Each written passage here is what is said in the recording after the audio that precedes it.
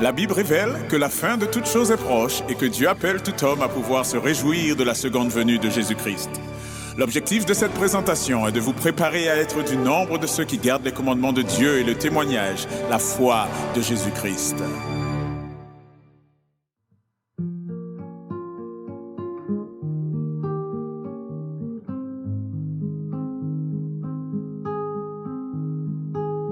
Mon bonheur, Christ me le donne, Christ pour moi, pour moi.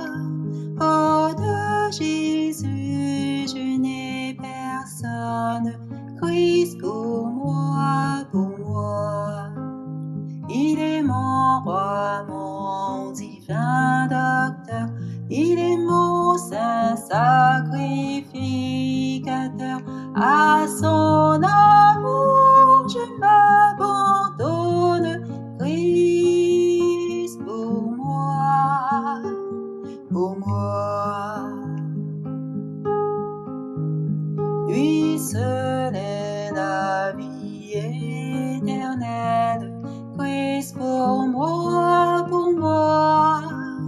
De Dieu la splendeur immortelle, Christ pour moi, pour moi.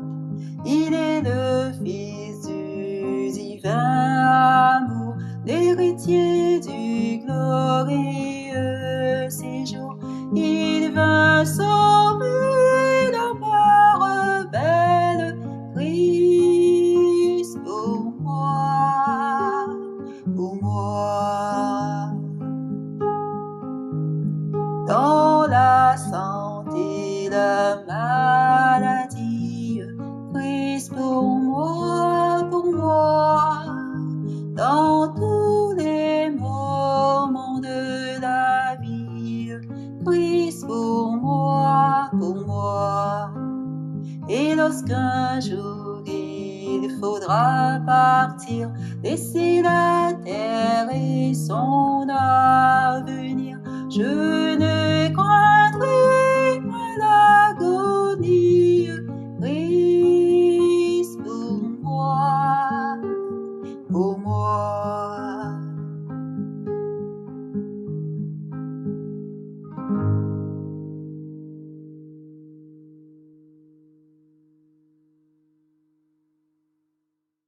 Très bien. Eh bien, bonjour et bon sabbat à tout un chacun. Ça me fait vraiment plaisir de pouvoir être à nouveau en Bretagne et, et de pouvoir eh bien, se rencontrer avec des frères et sœurs. Euh, je tiens à saluer un bon sabbat à toutes celles et ceux qui suivent ce service à distance, à vous qui êtes rassemblés ailleurs qu'en Bretagne. Bon sabbat à vous.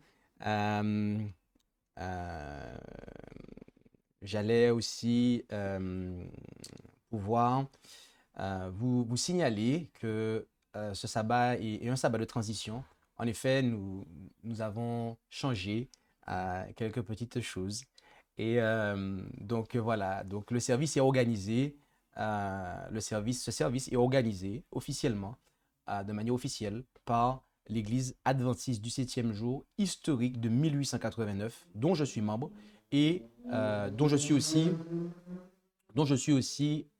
non c'est bon, dont je suis aussi le ministre. Et ce service est retransmis, il est retransmis en fait en live, en direct sur le TV, d'accord. Et donc l'enregistrement lui-même sera aussi, comme les autres enregistrements, publié sur le TV. Je dis cela parce que en fait, il y a eu de ceux qui se sont plaints que, comment dirais-je, qu'on on ne lisait pas les commentaires sur YouTube. Et oui, parce que c'est une retransmission. D'accord, cela porte bien son nom.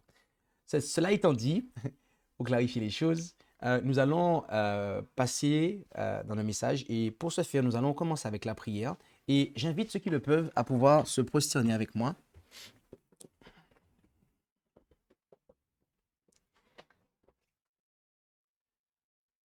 Notre Dieu, notre Père Céleste, merci pour ce privilège que tu nous accordes de pouvoir nous présenter devant ta face en ce saint jour de sabbat. Et alors que nous allons ouvrir ta parole, nous te demandons ton Saint-Esprit afin qu'il puisse nous conduire et nous diriger et que nous ne soyons pas rétifs, rebelles, que nous cessions, Père, de te résister, mais qu'au contraire, nous puissions avoir un cœur tendre et docile. Merci pour tout, Père Céleste, et merci pour ton amour infini et ta grâce, et bénis tout ton peuple, nous t'en prions au nom de Jésus. Amen.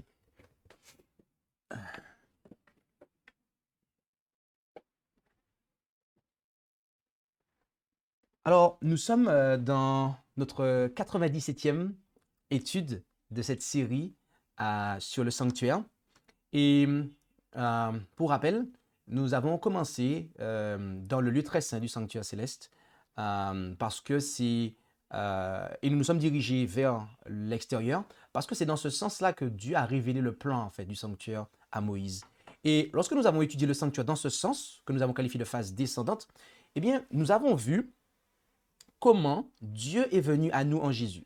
Nous avons en fait vu le début en fait du grand conflit cosmique, d'accord, de cette grande tragédie des siècles dans laquelle nous sommes, vous et moi, impliqués, et jusqu'à ce que Jésus vienne à nous. Puis, donc, ce faisant, nous avons vu aussi l'amour de Dieu pour nous. Puis, nous avons fait demi-tour et nous avons étudié dans le sens inverse de la porte jusque à l'intérieur du lieu très saint du sanctuaire dans lequel nous sommes à l'heure actuelle toujours. Et en ce faisant, nous voyons en fait comment Dieu nous demande de venir à lui, d'accord? Comment Dieu nous demande en fait de pouvoir passer d'une vie de péché à une vie d'obéissance, d'accord? Comment Dieu nous demande en fait de lui prouver notre amour. Comment Dieu nous demande, ok, de répondre à son amour. Donc Dieu nous manifeste son amour premièrement, et ensuite il nous demande de répondre à son amour. Donc nous pouvons aimer Dieu, c'est-à-dire que nous pouvons lui obéir, parce que si vous m'aimez, gardez mes commandements, parce qu'il nous a aimés le premier. D'accord? Donc c'est la grande vérité, mes amis. C'est la grande vérité. D'accord? Que je ne cesse de répéter. À chaque fois que je fais je commence cette série d'études, depuis le numéro, je ne sais pas combien. Au début, je ne l'ai pas fait parce qu'on n'avait pas encore assez de recul pour pouvoir asseoir ça. Alors, nous avons, je ne sais pas, alors, donnez-moi juste un petit instant. C'est bon.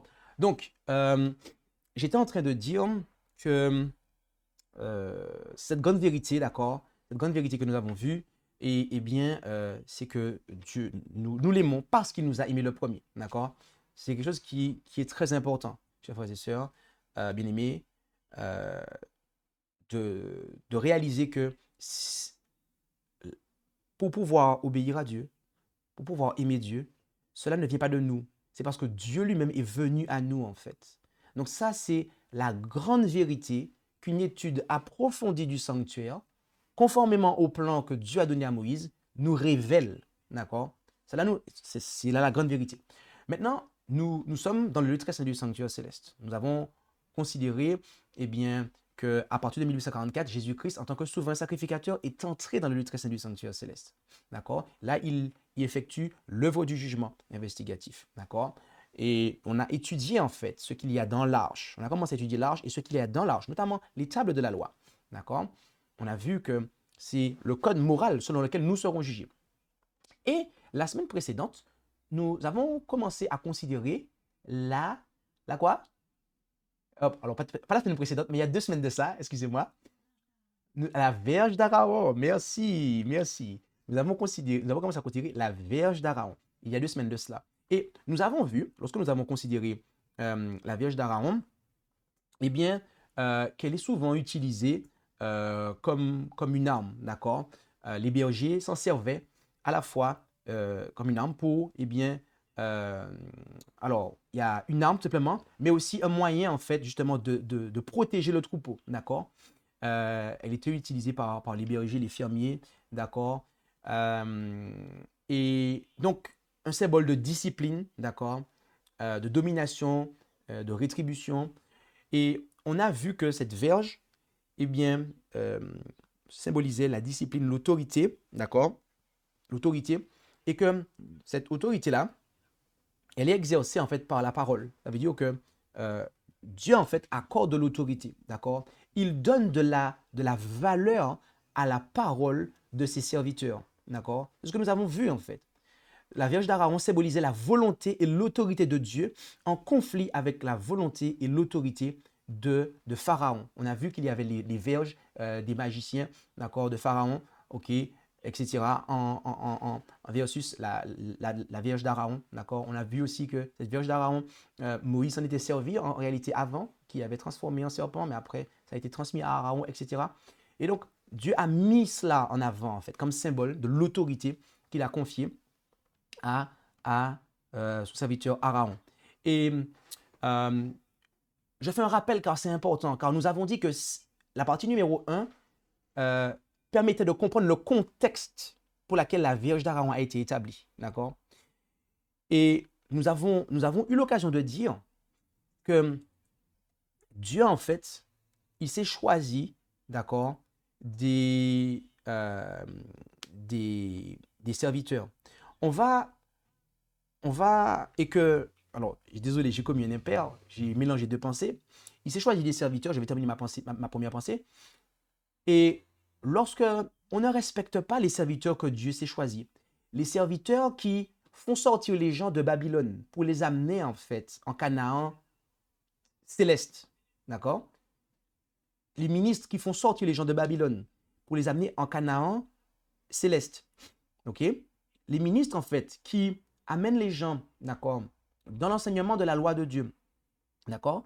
Les ministres qui amènent les gens en fait dans l'enseignement du sanctuaire, de la volonté de Dieu, d'accord?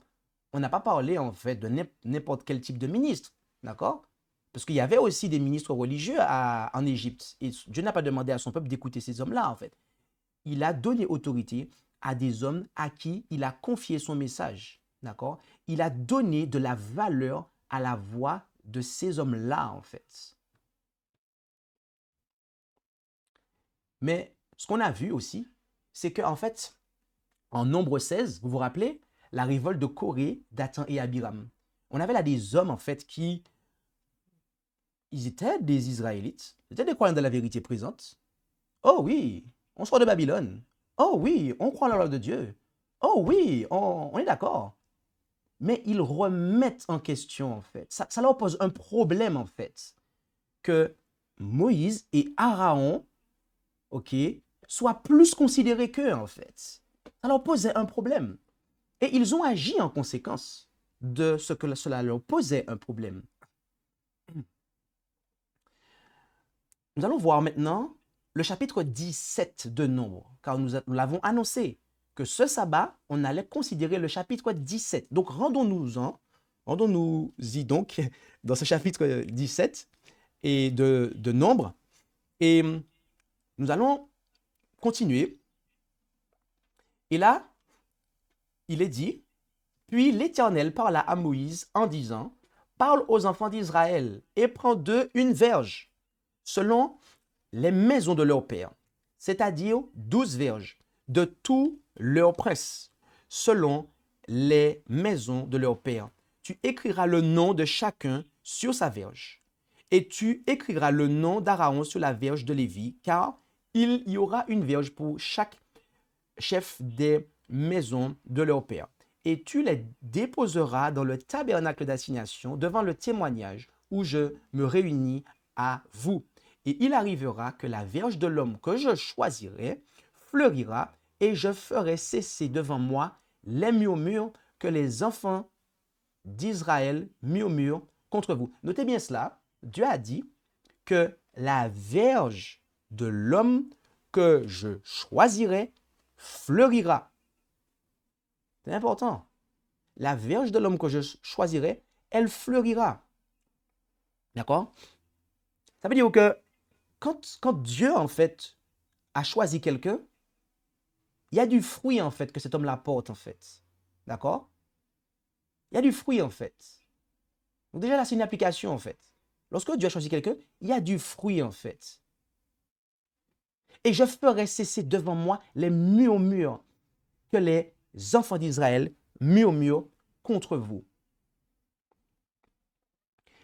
Moïse parla aux enfants d'Israël et tous leurs princes lui donnèrent, selon les maisons de leur père, chacun une verge, c'est-à-dire 12 verges. et la verge d'Aaron était au milieu de leurs verges. Et Moïse déposa les verges devant l'Éternel, dans le tabernacle du témoignage. Et il arriva le lendemain que Moïse entra au tabernacle du témoignage. Et voici, la verge d'Aaron pour la maison de Lévi avait fleuri. Elle avait poussé des boutons, produit des fleurs et mûri des amandes. D'accord? Donc, on voit qu'elle a porté du fruit, en fait. D'accord? Dieu montre qu'il agit, en fait, à ce moment-là. Il manifeste, en fait, les choses.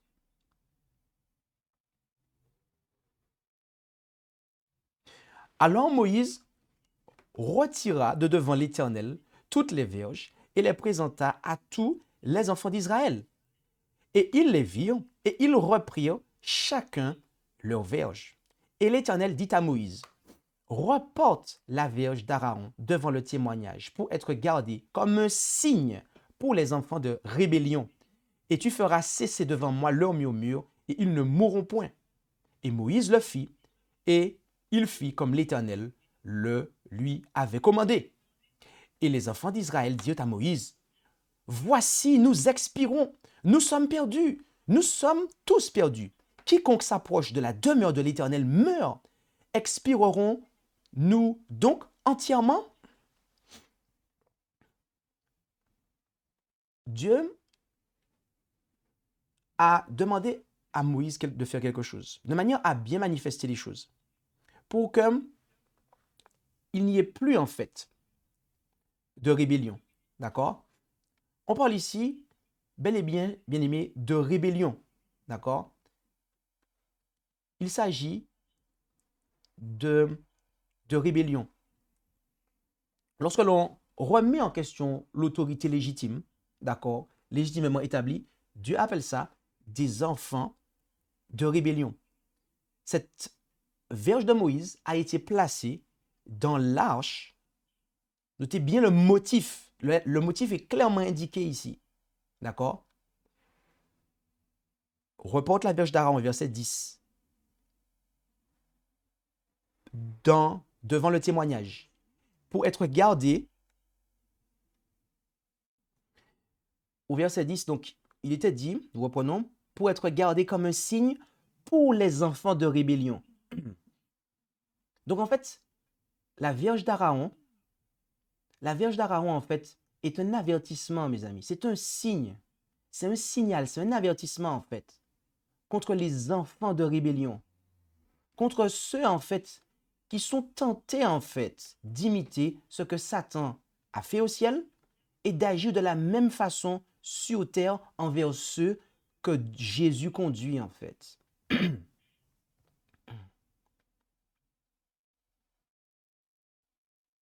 C'est pour convaincre, en fait, les croyants de la vérité présente de ne pas s'opposer à Dieu en s'opposant à ceux qu'il dirige, à qui il donne son message et qui apportent en réalité son message. Parce que Moïse et Aaron n'apportaient pas un message qui venait de leur propre plume. Ils apportaient un message que Dieu leur avait donné. Ils transmettaient un message. Et le Dieu du ciel bien-aimé demande, il exige, il nous commande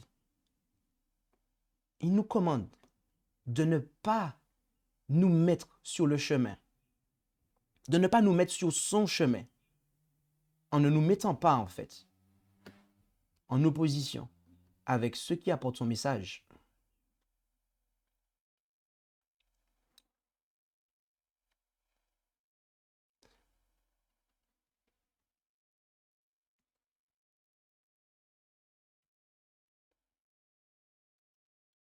Ce n'est pas une petite chose.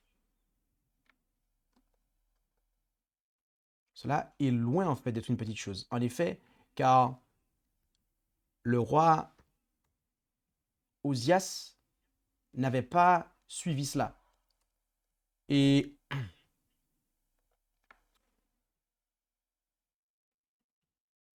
regardez ce qui s'est passé. De la même façon, en 2 Chroniques 26, verset 19, où il est dit, Alors Osias, qui avait à la main un encensoir pour faire brûler le parfum, se mit en colère. Et comme il s'irritait contre les sacrificateurs, la lèpre parut sur son front en présence des sacrificateurs dans la maison de l'Éternel, près de l'autel des parfums. Le roi Osias ne tint pas compte du privilège spécial de la tribu sacerdotale. Et donc, il a été frappé de lèpre alors qu'il tenait un encensoir à la main. Bien-aimés, Dieu veut que nous comprenions que notre sécurité future dépend de l'obéissance que nous allons manifester à sa volonté. Dieu veut que nous comprenions cela, en fait. Et le peuple d'Israël, en fait, a fini par dire ce que nous avons vu tout à l'heure en nombre 17. Rappelez-vous ce que nous avons vu en nombre 17. Il a été dit, alors j'ai commis une erreur en affichage, c'est nombre même, voilà, et les enfants d'Israël dirent à Moïse, voici, nous expirons, nous sommes perdus, nous sommes tous perdus. En fait, nous avons là des personnes qui, à plusieurs reprises, qu'ils ont essayé de contester. Ils ne sont pas arrivés, en fait. Et voilà les paroles qu'on trouve dans leur bouche. Quiconque s'approche de la demeure de l'Éternel meurt. Le peuple réalise maintenant que l'accès à Jéhovah, le privilège qu'il avait cherché à obtenir par l'intermédiaire de Corée, ne peut être obtenu que par la médiation de ceux qui sont désignés par Dieu. Bien aimé, cela est un avertissement en fait. Et nous avons dit que nous allons parler aussi du péché contre le Saint-Esprit. Car manifestement, il y a la péché contre le Saint-Esprit en fait. Il y a eu là manifestement péché contre le Saint-Esprit. La Vierge d'Aaron est là pour nous mettre en garde, bien aimé, contre le péché contre le Saint-Esprit en fait. La Vierge d'Aaron est là pour nous mettre en garde contre ce péché, notamment.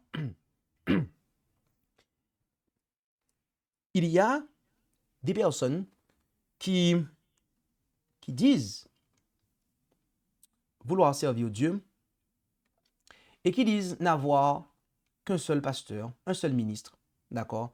Et que ce seul pasteur, ce seul ministre, c'est Jésus-Christ. Et qu'en dehors de Jésus-Christ, il n'y a pas besoin, en fait, nul n'est besoin. Et il y a différentes déclinaisons de cela, en fait, d'accord? Mais la plupart de ces versions, en fait, soit elles veulent supprimer, en fait, les serviteurs que Dieu s'est choisis, soit elles veulent, en fait, réduire leur influence, d'accord? Mais bien aimé, portons attention à la parole de Dieu pour savoir si un tel message vient de Dieu. Est-ce qu'il est vrai que Jésus, qui est au ciel, avec son Père, vont se passer de serviteurs pour amener l'œuvre? Rendons-nous en Jérémie 23. Jérémie 23, versets 3 et 4, où il est dit, notez bien cela, « Je rassemblerai le reste de mes brebis de tous les pays où je les aurai chassées, et je les ramènerai à leur pâturage, et elles seront fécondes et multiplieront. » D'accord? « J'établirai sur elles des pasteurs qui les paîtront, elles n'auront plus de crainte ni d'épouvante, et il n'en manquera aucune, dit l'Éternel. » Notez bien ça. Il parle de pasteur au pluriel. Et juste avant cela, on ne l'a pas lu. Mais au verset 1, il dit « Malheur au berger qui détruisent et dispersent le troupeau de son pâturage. » D'accord? Et il dit que c'est pourquoi ainsi a dit l'Éternel, verset 2, « Le Dieu d'Israël touchant les bergers, vous avez dispersé mes brebis, vous les avez chassés, pas visités, je vous punirai. » Et après, il dit que il va, au verset 3, lui-même rassembler. D'accord? C'est marqué là. Je rassemblerai. D'accord? je les ramènerai. Donc le verset 3 est clair. Dieu nous dit que c'est lui qui fait ça, en fait. C'est lui qui est à l'initiative de ça. Mais comment il le fait? Verset 4, j'établirai sur elle des pasteurs.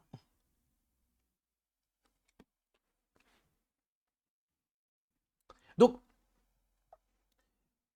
il manifeste que le Seigneur, en fait, le Dieu qui s'est servi de serviteurs pour faire sortir l'Israël littéral. Je reprends, le Dieu qui s'est servi de serviteurs pour faire sortir Israël selon la chair d'Égypte, eh bien, il se servira en fait de serviteurs pour faire sortir Israël spirituel de Babylone. Il le fera en fait, d'accord? Car s'il ne le fait pas, il faut être logique avec soi-même. Personne ne doit prêcher l'évangile en fait. Et il faut attendre que des anges viennent faire le travail, ou il faut attendre que Jésus lui-même vienne prêcher l'évangile, que Jésus lui-même en fait descende sur terre. Mais est-ce que c'est ce qui est marqué en fait? Comment c'est noté en fait l'évangélisation? C'est pas comme ça que ça se passe en fait. Donc, toutes les fois en fait que vous avez des personnes qui remettent en question l'autorité de serviteurs qui enseignent la parole de Dieu. On va faire une pause, désolé. Très bien.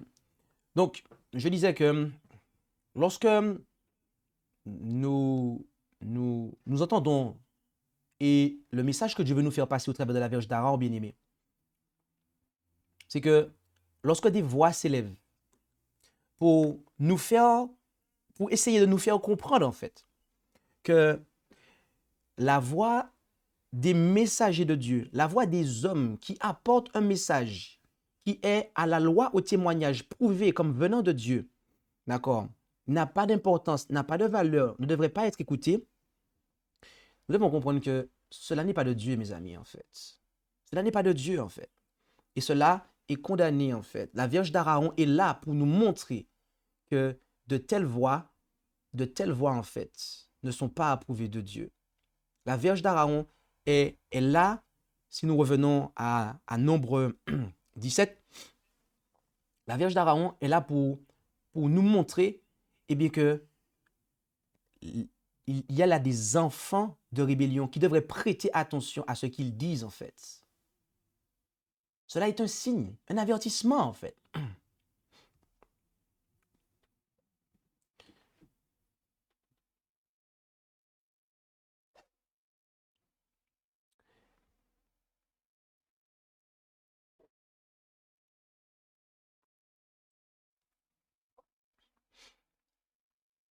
Bien-aimé, l'orgueil et l'ambition qui avaient poussé Lucifer à se plaindre du gouvernement de Dieu et à vouloir renverser l'ordre établi, eh bien c'est la même chose qui a poussé Coré, Dathan et Abiram à faire ce qu'ils ont fait. C'est lui qui a excité en eux l'amour des grandeurs et la méfiance et la révolte. Et ces hommes, il faut savoir que tout en se croyant justes et en considérant ceux qui condamnaient courageusement leurs péchés, je reprends, la méfiance et la révolte, tout en se croyant justes et en considérant ceux qui condamnaient courageusement leurs péchés comme les suppôts de Satan. D'accord? Et l'orgueil et l'ambition, nous devons savoir que cela se rencontre partout. Nourrir et caresser, ces deux penchants ouvrent la porte à l'envie et à la recherche des honneurs. Le cœur qui s'y livre s'éloigne imperceptiblement de Dieu et se dirige vers la zone de Satan. Semblable à Corée et à ses acolytes, beaucoup d'hommes, même parmi les soi-disant disciples de Jésus, sont à tel point dévorés par le désir d'occuper de hautes situations qu'ils sont prêts, eh bien, pour s'assurer des partisans, à sacrifier la vérité, à calomnier les hommes de Dieu et même à les accuser des mobiles égoïstes et honteux qui les animent. Et à force de répéter contre toute évidence ces fausses accusations, ils finissent par les croire. Ils finissent par croire qu'elles sont vraies. Et tout en sapant la confiance accordée aux serviteurs de Dieu, ils finissent par se croire engagés dans une bonne œuvre et à se figurer qu'ils rendent service à Dieu.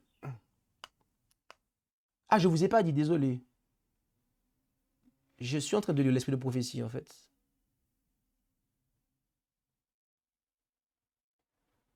Ce n'est pas mon message, en fait. Là, ce que j'ai lu là, ce n'est pas mon message. À l'instant là, ce n'est pas mon message. C'est Patriarche et Prophète, page 382.1. Là, j'ai fait une entorse à la règle, dans une étude biblique. Vous ne m'avez jamais entendu citer cette prophétie. Mais là, par contre, je l'ai cité. Et je vais continuer à le faire. Parce que ce qu'elle a écrit, c'est magnifique, mes amis. Tout ce que j'ai lu là, à l'instant là, ce n'est pas moi qui l'ai écrit.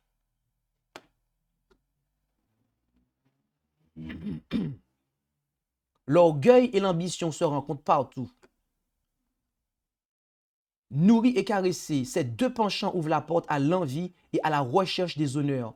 Le cœur qui s'y livre s'éloigne imperceptiblement de Dieu et se dirige vers la zone de Satan. Semblable à Corée et à ses acolytes, beaucoup d'hommes, même parmi les soi-disant disciples de Jésus, sont à tel point dévorés par le désir d'occuper de hautes situations qu'ils sont prêts, pour s'assurer des partisans, à sacrifier la vérité, à calomnier les hommes de Dieu, et même à les accuser des mobiles égoïstes et honteux qui les animent. Toutes les fois que vous accusez quelqu'un d'avoir de mauvais motifs, de mauvais mobiles, bien aimé, nous devons savoir que toutes les fois que nous faisons ça, c'est marqué, c'est pas moi qui le dis, d'accord? C'est que c'est ces choses-là, elles-mêmes qui nous animent en fait. Ce sont ces choses-là elles-mêmes que nous avons dans mon cœur, dans notre cœur. Donc, j'accuse quelqu'un de quelque chose par rapport à ses motifs, mais en fait, c'est ce que j'ai moi-même dans mon cœur, en fait.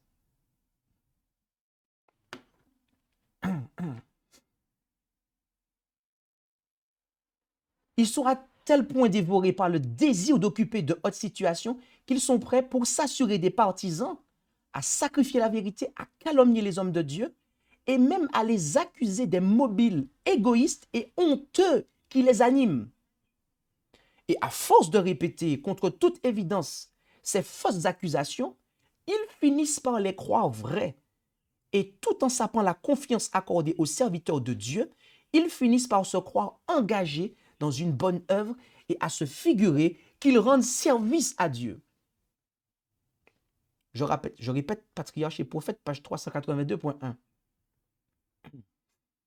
En s'adonnant aux délices du péché, les hommes ouvrent leur cœur à Satan et avancent, donc là c'est 382.3, et avancent d'un degré de méchanceté à un autre, à force de rejeter la vérité. L'esprit s'endurcit et repousse la lumière la plus éclatante et finit par s'endurcir dans le mal. Le péché cesse de lui paraître odieux et il s'y adonne avec toujours plus de facilité. Tous ceux qui en sont là, les fidèles serviteurs de Dieu, deviennent des objets de haine. Attendez, c'est quoi? Les gens qui en arrivent à haïr des serviteurs de Dieu, c'est par rapport à quoi en fait? C'est parce qu'ils se sont adonnés aux délices du péché en fait. N'étant pas disposés à accepter les souffrances et les sacrifices qu'exige une réforme, toute répréhension, tout appel est exagéré et malvenu. Comme Corée, il déclare que ce n'est pas le peuple qui est à blâmer, mais le censeur. Et en endormant leur conscience par cette erreur, les envieux et les mécontents se concertent pour semer la discorde dans l'Église et pour paralyser les efforts de ceux qui cherchent à l'édifier. Tout progrès réalisé par ceux que Dieu appelle à mener son œuvre à bien excite la suspicion. Chacun de leurs actes est dénaturé par les jaloux et les médisants. Il en a été ainsi au temps de Luther et de Wesley et d'autres réformateurs, et il en est de même aujourd'hui. Permettez-moi de reprendre cela. Tout progrès réalisé par ceux que Dieu appelle à mener son œuvre à bien excite la jalousie, excite la suspicion. Je reprends ça. M'excusez, désolé parce que j'ai quelques problèmes avec mon instrument principal qui est ma voix. Tout progrès réalisé, et pas que d'ailleurs, tout progrès réalisé par ceux que Dieu appelle à mener son œuvre à bien excite la suspicion. Chacun de leurs actes est dénaturé par les jaloux et les médisants. Il en a été ainsi au temps de Luther, de Wesley et d'autres réformateurs. Et il en est de même aujourd'hui. Un peu plus loin, Corée et ses affiliés rejetèrent la lumière jusqu'au point où les manifestations les plus aveuglantes de la part de Dieu ne purent plus les convaincre. Et ils les attribuèrent alors à l'influence humaine ou à la puissance satanique. Lorsque vous arrivez à ce stade-là, en fait, vous arrivez en fait au point en fait de dire que ah non en fait, lui lui il fait pas l'œuvre de Dieu en fait, il fait l'œuvre de Satan en fait. Mais à la base, c'est la jalousie qui est dans votre cœur en fait, et tous ces mauvais sentiments dont qu'on a cités en fait. Donc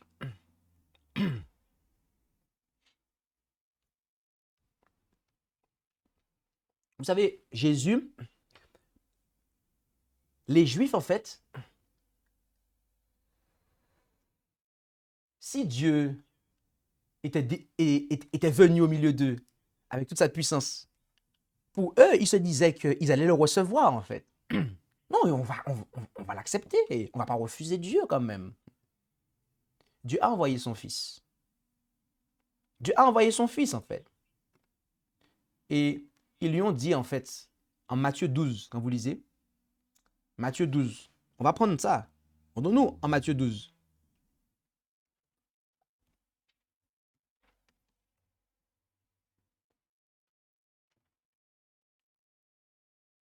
Et à partir du verset 22. Alors, on présenta à Jésus un démoniaque aveugle et muet, et il le guérit, de sorte que celui qui avait été aveugle et muet parlait et voyait. Tout le peuple en fut étonné, et il disait, cet homme ne serait-il point le fils de David?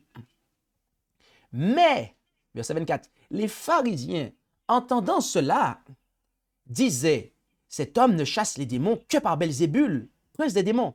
Donc, Jésus, en fait, est en train de faire l'œuvre de Dieu. Le peuple est en train de voir, en fait, qu'il fait l'œuvre de Dieu. Et le peuple exprime qu'il fait l'œuvre de Dieu, en fait. Mais on a des pharisiens qui sont jaloux, en fait, de ce que le peuple est en train de voir qu'il fait l'œuvre de Dieu. Et donc, ils sont en train de dire que, ah non, mais lui, il ne fait pas l'œuvre de Dieu. Lui, il chasse les démons par Belzébul, en fait.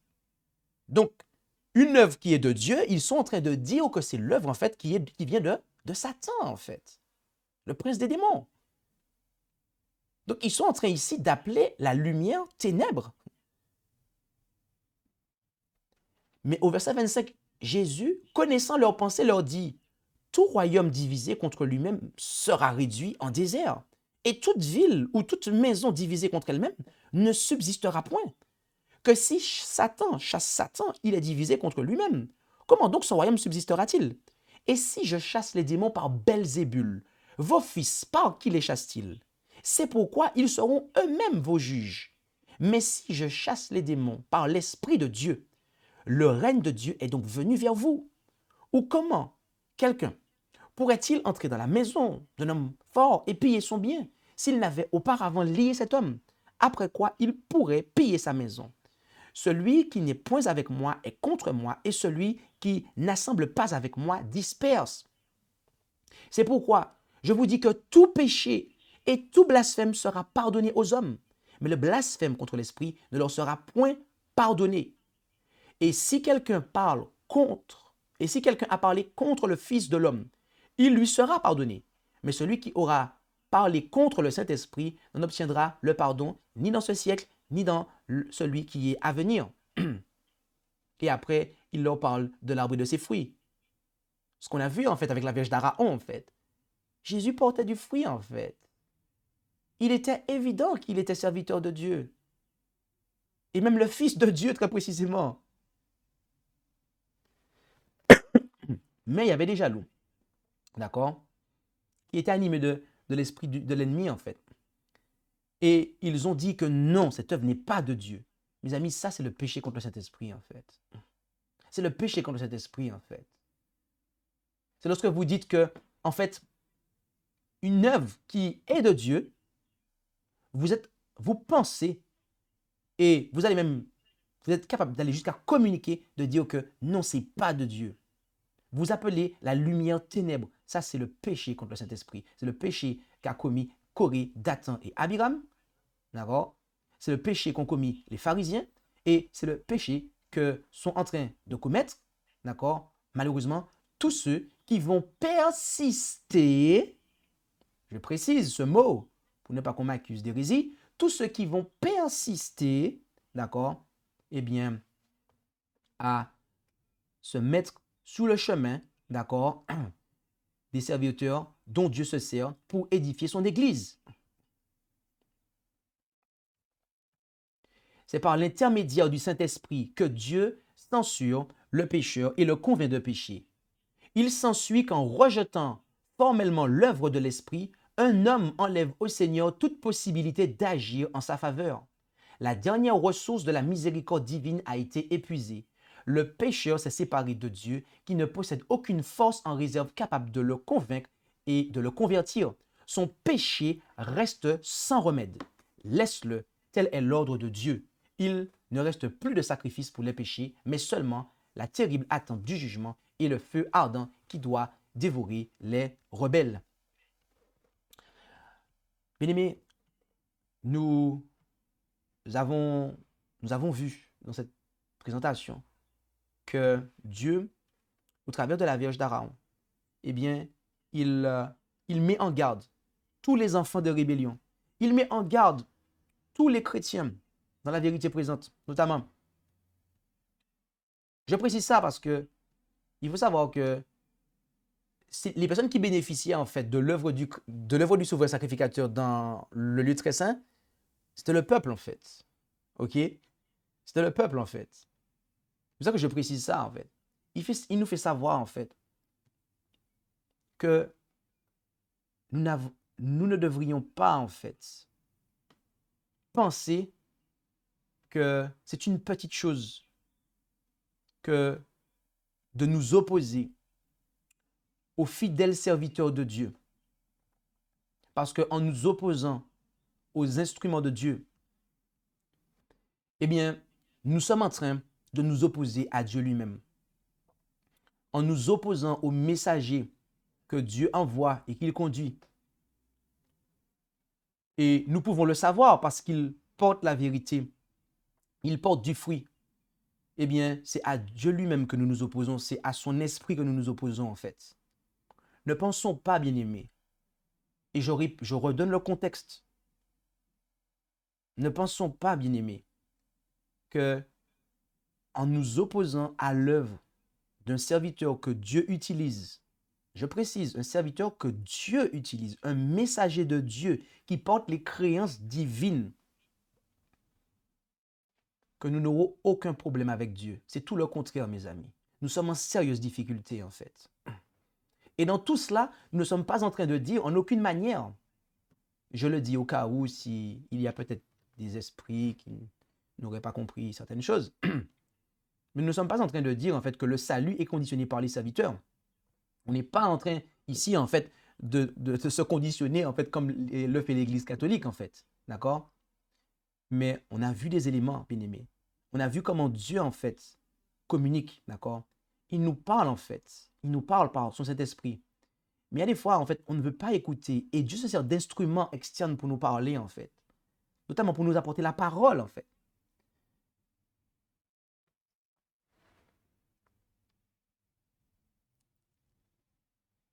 Ce que nous avons vu aussi dans cette présentation, c'est que ce qui amène à cela, eh bien, c'est le péché. C'est le péché, en fait. Nous avons étudié, en fait, la Vierge d'Aaron après l'étape de la loi, d'accord, pour que nous puissions réaliser, en fait, d'accord, c'est un test, en fait. C'est un test pour savoir qui sont ceux vraiment, en fait, qui font la volonté de Dieu. Vous n'avez pas compris? Ah ben, il n'y a pas de souci, je vais développer. Je vais développer. On peut être dans l'église de Dieu, en fait. L'église du reste, la véritable église du reste, d'accord? Qui garde les commandements de Dieu et la foi de Jésus. On peut s'engager, en fait. On peut prendre le bon baptême, les bons vœux de baptême, être dans toute la vérité et professer cette vérité-là. D'accord? OK? Mais en fait, on a un problème, en fait, lorsqu'on nous donne des conseils. On a un problème, en fait, lorsqu'on nous reprend. On a un problème, en fait, lorsque quelqu'un nous parle de la parole de Dieu, en fait. Mes amis, ne nous trompons pas nous-mêmes. Ne nous trompons pas nous-mêmes. Quand on agit comme ça, c'est que le péché est encore actif en nous, en fait. Et la Vierge d'Aaron est là pour nous le montrer. C'est un signe pour les enfants de rébellion.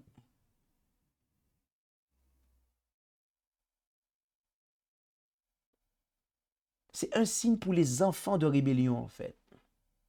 Live streaming has stopped. OK. Donc, nous disions que c'est un signe contre les enfants de rébellion. C'est un avertissement, en fait, que Dieu nous envoie, bien-aimés. Que Dieu nous envoie. Il nous fait comprendre que nous ne devons pas, en fait, eh bien, mépriser son autorité. En méprisant l'autorité, il a confié, en fait, à ceux qui sont ses instruments, à ceux qui portent ses créances à lui, en fait.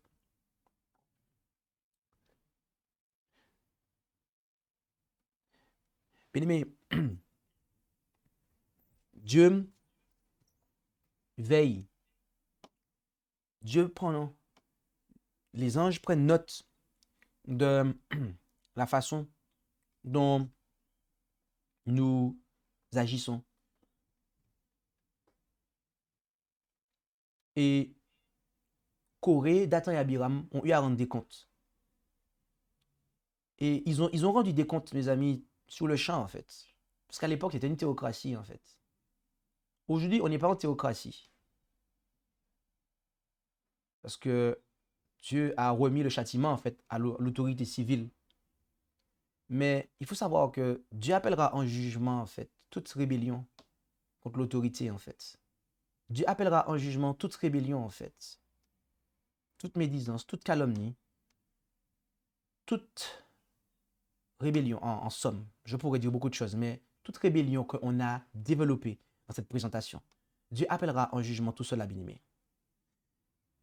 Et il veut que nous soyons au courant, de sorte que, eh bien, nous puissions réaliser que il est dans notre avantage de ne pas résister à Dieu. Alors, plaise à Dieu que nous puissions comprendre ces choses et que nous puissions accepter l'autorité légitime de Dieu lorsqu'elle est manifestée. Amen. Nous allons passer au moment de questions-réponses. Et donc, si vous avez des questions, n'hésitez pas à pouvoir à intervenir. J'informe que les questions qui seront considérées sont les questions qui seront posées dans la webconférence ASJH 1889. D'accord? Donc, parce que nous ne faisons que faire une retransmission, en fait, sur, le Rest TV. Donc, si vous avez des questions, posez-les dans la webconférence, s'il vous plaît. Et la modération, effectivement, sera chargée de transmettre les questions oralement, comme cela se faisait jusqu'à présent. Merci.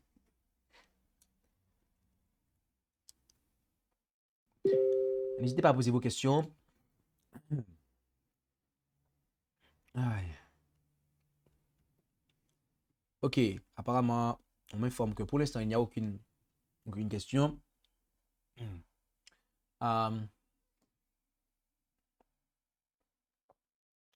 Donc, nous vous laissons le soin. Si vous avez des questions, des clarifications que vous voudriez poser, moi personnellement, je tiens à nouveau à clarifier quelque chose parce que je me rappelle qu'il y avait une sœur, il y a 2 semaines de ça, qui avait dit, oui, mais est-ce que ça s'applique à tout, en fait, les ministres? J'avais insisté là-dessus, j'ai encore insisté. Mais nous ne parlons pas ici des ministres, d'accord, qui enseignent des erreurs, d'accord, dont l'œuvre n'est pas appuyée par la parole de Dieu. Parce que la parole de Dieu, en fait, c'est ce qui nous permet de tester, en fait, à la loi et au témoignage. S'ils ne parlent pas ainsi, en fait, c'est qu'il n'y a pas de lumière en eux, en fait. D'accord?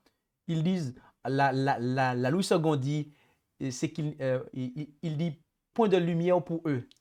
C'est ce que Ésaïe 8, verset 20, je le prends pour vous. Ésaïe 8, verset 20, nous dit à la loi et au témoignage, et si le peuple ne parle pas ainsi, Louis II dit point d'aurore pour lui. D'accord? Alors, Osterwald dit ça. Louis II dit quelque chose de pareil. La King James nous dit la chose suivante. C'est parce qu'il n'y a pas de lumière en eux, en fait. Ça veut dire que si notre enseignement n'est pas conforme à la parole de Dieu, en fait, c'est parce qu'il n'y a pas de lumière en nous, en fait. Jésus-Christ n'est pas en nous, en fait. Donc, je n'ai pas affiché pour ceux qui sont en ligne, désolé. Vous le voyez ici. It is because there is no light in them, dans la King James Version. C'est-à-dire, c'est parce, je le fais littéralement pour vous, it, c'est-à-dire c'est, it is, c'est, because, parce que, there is, il n'y a, no, pas, donc il n'y a pas, light, de lumière, in them, en eux. C'est parce qu'il n'y a pas de lumière en eux. Donc, lorsque nous parlons des serviteurs de Dieu et que nous parlons, nous enseignons le respect, en fait, de l'autorité de Dieu, nous parlons bel et bien ici des serviteurs qui sont de Dieu et qui portent les créances divines en ce que le message qu'ils apportent est un message qui est basé sur la parole de Dieu. Car rappelez-vous que la verge, on a vu que représentait en fait les paroles. C'est cela en fait. Donc, si le serviteur enseigne la parole de Dieu, l'Église est tenue en fait de pouvoir respecter l'autorité. S'il porte des fruits, d'accord, l'Église est tenue de pouvoir respecter en fait. Si son œuvre est en accord avec la parole de Dieu, le peuple est tenu par Dieu de respecter l'autorité de Dieu, car faire fi de cette autorité, c'est faire fi de l'autorité de Dieu lui-même en fait. Et bien évidemment, nous ne sommes pas en train de dire que on ne peut pas entrer au ciel, d'accord, sans un ministre, ou que c'est grâce à un ministre qu'on va rentrer au ciel. On n'était pas en train de dire ça, en fait. Pas du tout. Pas du tout. Je le répète, pas du tout. OK? Mais simplement, en fait, qu'il y a de l'ordre dans les choses de Dieu. D'accord? Tout simplement. Tout simplement.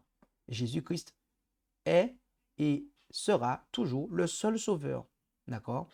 Maintenant, en matière de pastorisation, en matière de paître le troupeau, il a des délégués en fait.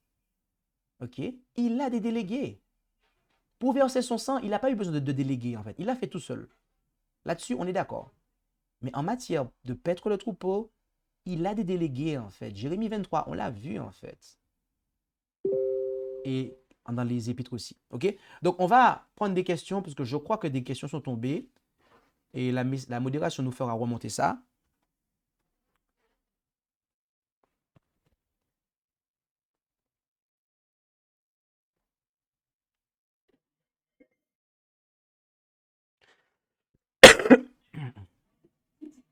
Oui.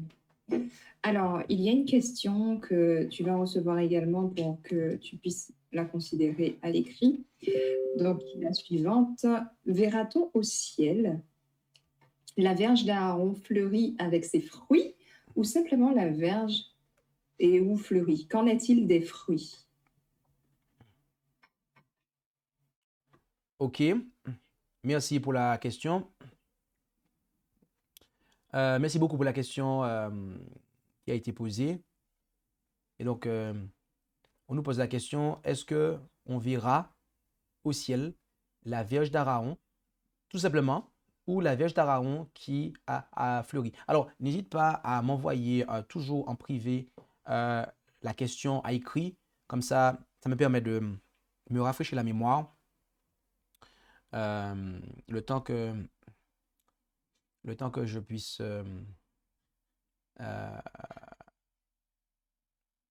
si ça n'a pas été fait, bien sûr. Si tu l'as fait, tant mieux. Mais si tu ne l'as pas fait, une seule fois suffit. Ok, ok, ok. Ah,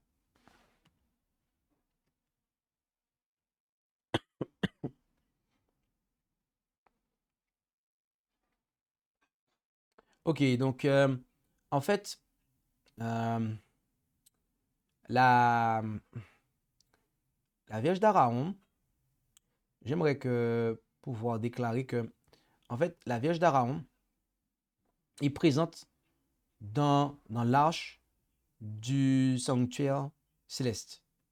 D'accord? La Vierge d'Aaron est présente dans l'arche du sanctuaire céleste. D'accord? Puisque on nous dit que c'est un modèle. D'accord? Il s'agit d'un modèle. Le sanctuaire céleste est le modèle d'après lequel le terrestre a été construit. Donc, c'est une image. Donc, cela signifie bel et bien qu'il y a une contrepartie, en fait. Il y a une contrepartie. Et, et, et donc, euh, la,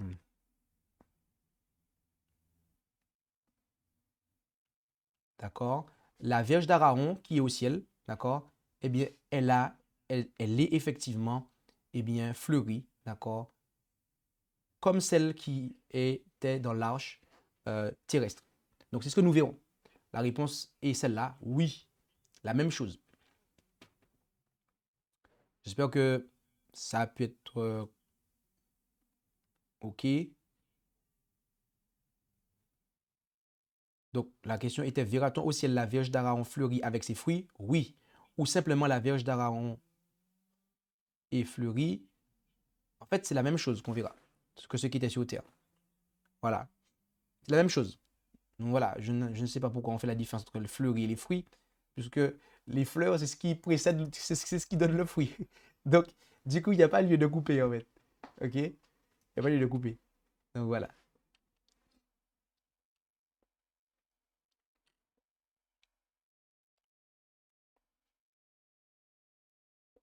Maintenant, ma réponse est très précise, c'est euh, au ciel, elle y est présente. Voilà. Donc, ça, c'est une certitude. Et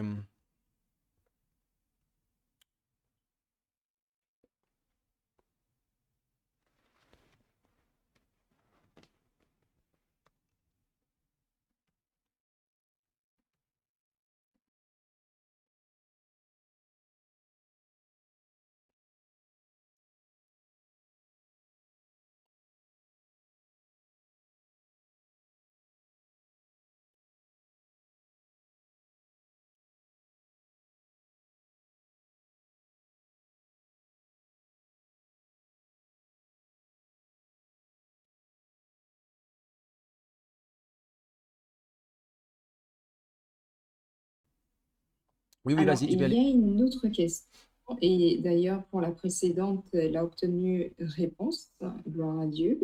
Et donc, la question est en... Donc, Satan peut-il chasser Satan selon le verset qui a été exprimé de ton côté précédemment, à savoir Matthieu au chapitre 12, le verset 26 ou 27 plutôt. Voilà. Ok, merci beaucoup.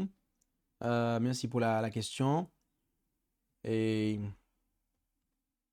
donc, Satan, euh, Satan peut-il chasser Satan? Telle est la question qui nous est posée.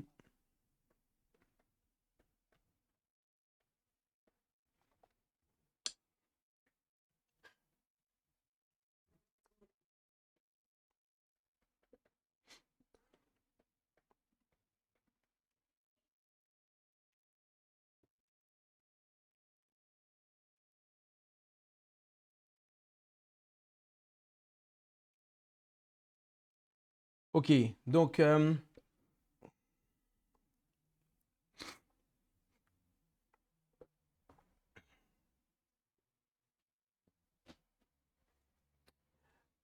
Satan, en fait, était engagé dans un combat mortel avec le Christ. D'accord? Comme on peut le voir en Apocalypse 12, versets 7 à 9. Et si on compare aussi en Matthieu 4, versets 1 à 11, et Jean 12, verset 31, et 16, verset 11. Le diable pouvait difficilement être assez fou pour travailler à contre-courant de lui-même, soutenant les revendications de son ennemi juré, le Christ, en coopérant avec lui dans l'expulsion des démons qu'il avait lui-même infligés aux hommes. Sur la base d'une telle politique, son royaume était certain de tomber. Jésus réduit ainsi l'argument des pharisiens à l'absurde et son raisonnement est si clair et si limpide que tous peuvent le voir. Donc, Satan, en fait, Jésus, voilà l'explication, en fait, du verset 26 et 25, et surtout le 26. Si Satan chasse Satan, il est divisé contre lui-même. Comment donc son royaume subsistera-t-il? Donc voilà, je ne sais pas si ma réponse euh, était satisfaisante.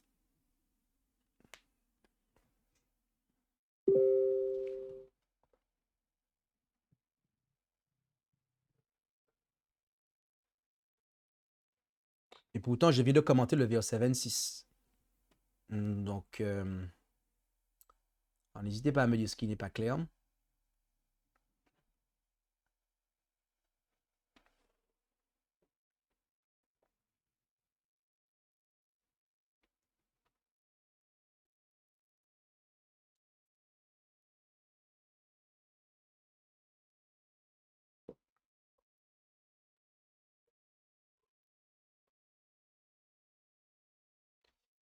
Alors, les personnes qui font le mal revendiquent chasser Satan avec des actions maléfiques. Comment est-ce possible? Alors, ouais, ok, j'ai compris, j'ai compris. Les personnes qui font le mal revendiquent chasser Satan avec des actions maléfiques. Comment est-ce possible? Alors, ça c'est intéressant.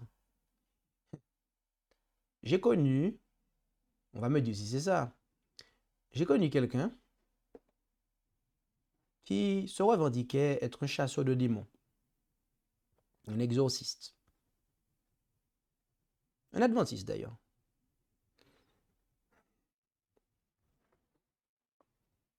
Laissez-moi me préparer pour vous raconter ça parce que sinon,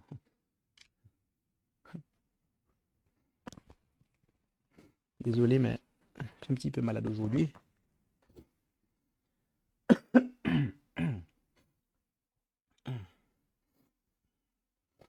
Cette personne, cette personne en fait, revendiquait chasser des démons en fait. Cette personne revendiquait chasser des démons.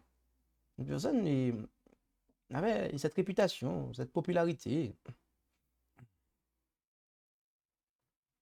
Et s'il faisait certaines prières pour vous, certaines choses pour vous, certains chants, voilà, selon le programme qu'il faisait, avec une façon de prier, eh bien, la personne pouvait être délivrée, en fait, soi-disant. Or, il s'est avéré que le bonhomme en question était un menteur. Il s'est avéré que le bonhomme en question était... Bref, disons qu'il transgressait un certain nombre de commandements de la loi de Dieu, pour ne pas tous les énumérer. Et donc, est-ce que cet homme chassait vraiment, en fait, des démons? Je veux dire, est-ce que vous chassez des démons lorsque, en fait, les gens, en fait, qui sont les bénéficiaires de vos séances d'exorcisme ne sont pas convertis? D'accord?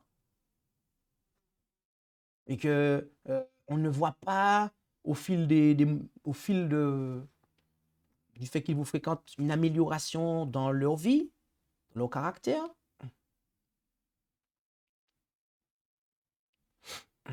Mes amis, Satan ne chasse pas Satan. Il n'y a que l'évangile de Jésus-Christ qui peut effectivement libérer d'une possession. Et je le dis, lorsque vous avez quelqu'un qui vient vous voir, qui vous dit « Ah, je te fais une prière et compagnie, tu vas être délivré », je vous dis, faites attention. Faites juste attention.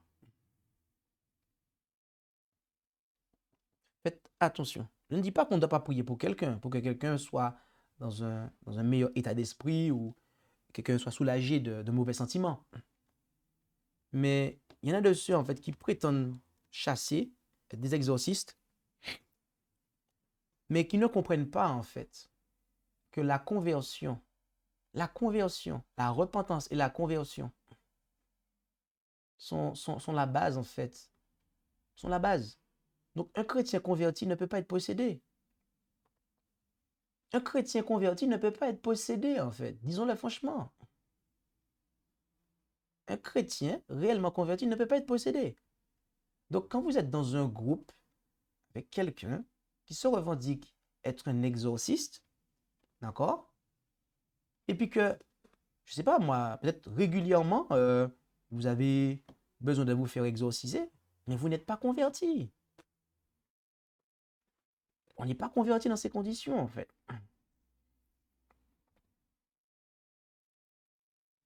Je vais m'arrêter là. Je pourrais dire encore autre chose, mais non, mes amis. Satan ne chasse pas Satan, en fait. Dans ce contexte-là, en fait, les personnes, très précisément, les personnes qui font le mal revendiquent chasser Satan avec des... OK? Non. Non, en fait. Il n'y a que, en fait, la conversion qui permet véritablement de faire cela, en fait. Dans le passage maintenant biblique, pour faire la clarification, comme je l'ai fait, ils accusaient Jésus, en fait, de chasser les démons par la puissance de Dieu. Sauf que Jésus libérait vraiment les gens, en fait. Mais si Jésus libérait vraiment les gens, et cela se voyait parce qu'il y avait une transformation dans la vie des gens, en fait. Donc, comment Satan peut-il être dans ça, en fait? Comment Satan peut-il collaborer avec le Christ? À ce moment-là, ce n'est pas possible. Comment Satan peut-il collaborer avec le Christ? Ce n'est pas possible. Ils sont ennemis, en fait. Donc, les gens qui sont exorcisés là, invitez-les à observer leur vie pour voir s'il y a du changement dans la conversion. S'ils ne sont pas convertis, il y a peut-être matière à réflexion. Parce que c'est là, en fait. Le chrétien converti ne peut pas être possédé, en fait. Vous avez des églises, ok, où chaque dimanche, vous avez entendu? Chaque dimanche, eh bien, le pasteur, et je ne sais pas qui encore, l'évangéliste, il délivre des membres de son église. Et au cours de l'année, un membre a pu être délivré 3-4 fois. il n'est pas converti, là, ce marbre, en fait. D'ailleurs, s'il n'est pas converti, c'est peut-être parce que il ne ressent pas le bon message, peut-être. Des fois, ça peut être ça. Des fois, on ne ressent pas le bon message, donc on ne peut pas être affranchi. Mais des fois, dans d'autres cas, on a le bon message, mais on ne le met pas en application, en fait. Donc, on n'est toujours pas libéré, en fait. Là aussi. Ça, c'est un deuxième cas. Donc, pour faire simple, j'ai répondu à la question. Enfin, j'espère maintenant que la question a pu trouver sa réponse. Amen. Et Dieu, puisque effectivement, il y a eu une réponse à la question posée, il y a une autre question du côté de l'Afrique que je t'envoie, qui est la suivante. Est-ce que l'arche existait avant la création du gouvernement de Dieu dans le ciel et tout ce qui est dedans avant, et que ce modèle soit montré à Moïse pour le reproduire? Est-ce que l'arche existait avant la création du gouvernement de Dieu dans le ciel? Merci, Alex, pour ta question. Alors, je ne peux pas répondre à cette question.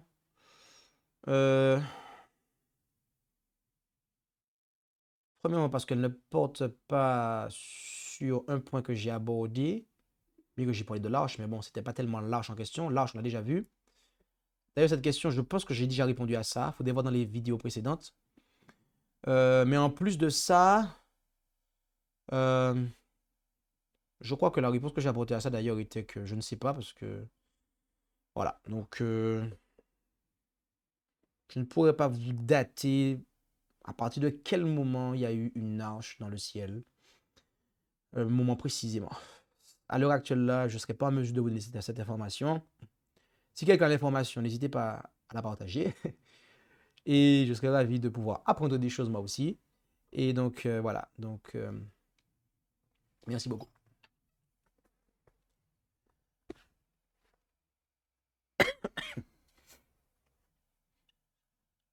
Alors, une autre question posée et envoyée également. Est-ce que la verge de Moïse, c'est la même que Aaron avait? Et question de Bruno. Ok. Merci beaucoup. Donc, du coup, j'ai eu l'occasion de répondre à cela la semaine précédente. Donc, j'ai eu l'occasion de répondre à cela la semaine précédente.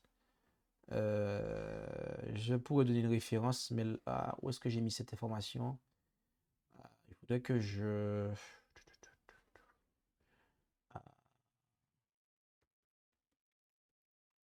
faudrait que je regarde.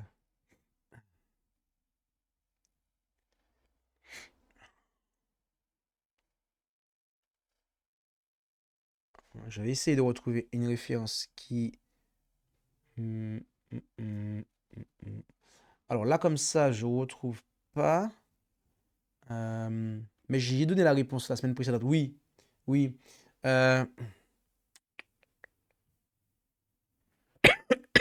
Oui. Patriarche et prophète, page 299.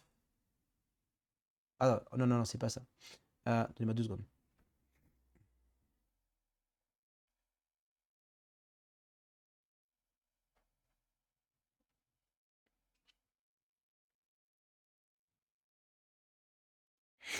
Oui, Patriarche et prophète, page 263. En tout cas en anglais, donc la version anglophone, bien évidemment. PP, donc Patriarchs and Prophets, page 263, et vous recherchez l'équivalent en français. Donc les miracles. Ah non, c'est pas celui-là, désolé. Je suis un petit peu fatigué là. Ok, c'est open. Non, alors c'est pas ça. J'ai plus ma source sous les yeux, mais j'avais une référence qui le montrait en fait. Donc, il fallait que je la retrouve. C'est dommage d'ailleurs que j'ai pas. Alors, pourquoi j'ai pas ça sous les yeux? Je ne sais plus si dans la vidéo précédente, j'avais donné la référence. Si quelqu'un a la certitude de ça, il peut se manifester. Mais là, comme ça, euh, je ne sais pas. Je sais que je l'avais vu. Visuellement, je l'avais vu, mais je ne saurais pas.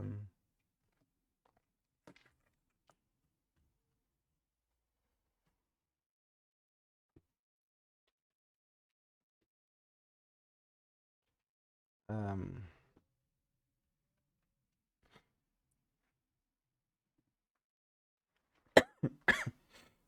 alors, euh, donc, je recherche encore rapidement. Euh,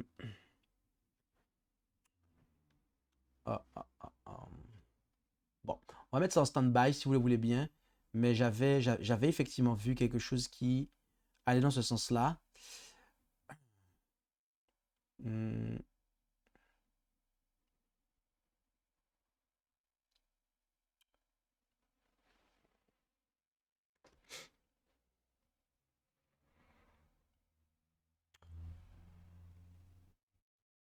Ok, donc s'il y a d'autres questions, n'hésitez pas à pouvoir les poser. Là, je serai en incapacité actuelle de pouvoir y répondre.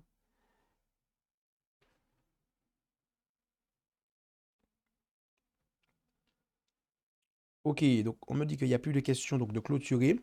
Donc, donc c'est ce qui va se passer. On va prendre le chant et après, on va en fait faire la prière. Donc,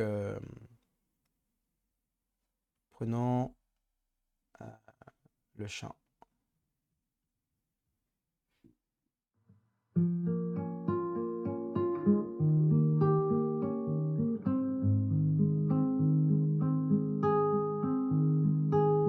Mon bonheur, Christ me le donne, Christ pour moi, pour moi.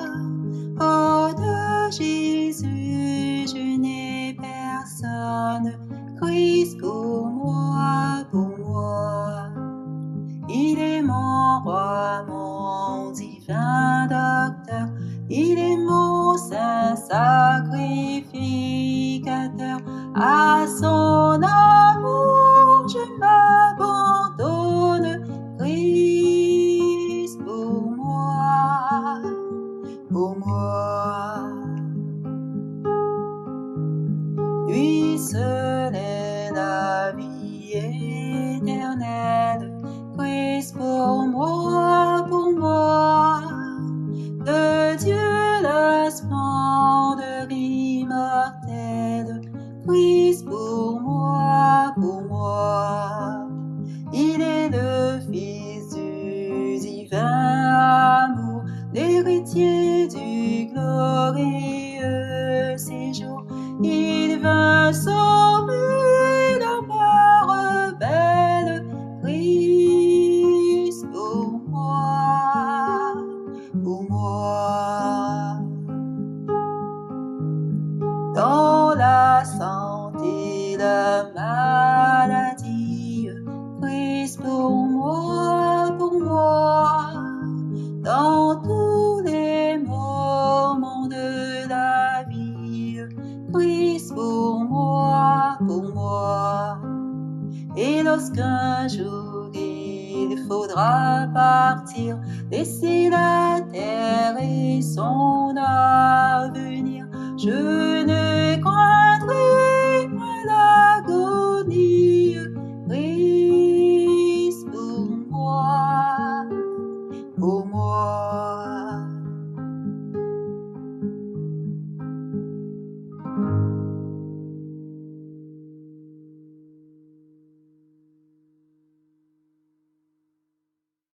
Je vous invite à pouvoir, là où c'est possible, vous prosterner pour la prière finale.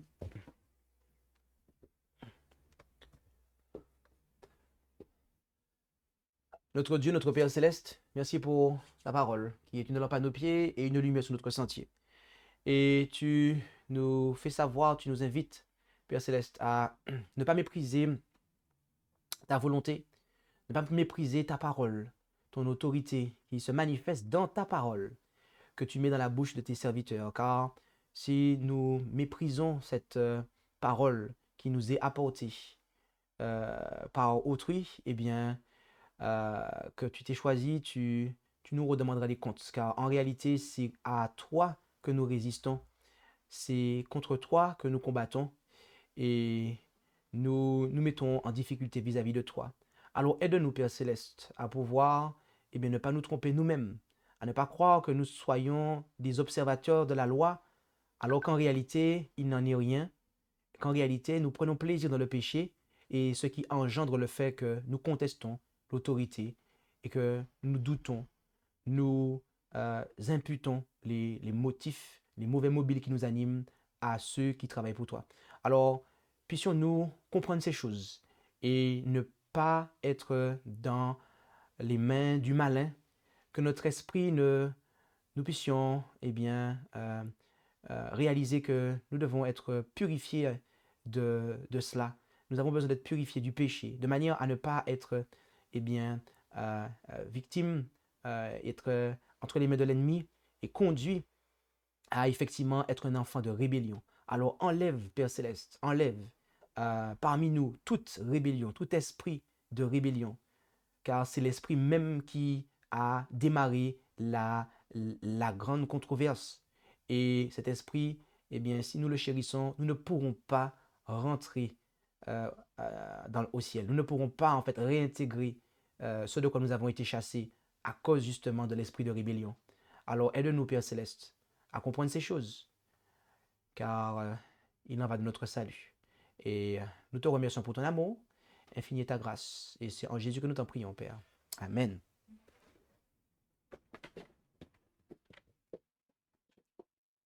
Merci d'avoir écouté cette présentation avec intérêt. Pour plus d'informations, consultez notre site internet lereste.org et suivez-nous sur Facebook ainsi que sur YouTube à @lereste. Vous pouvez aussi nous contacter par email à info@lereste.org ou par téléphone au +33 6 12 60 13 69.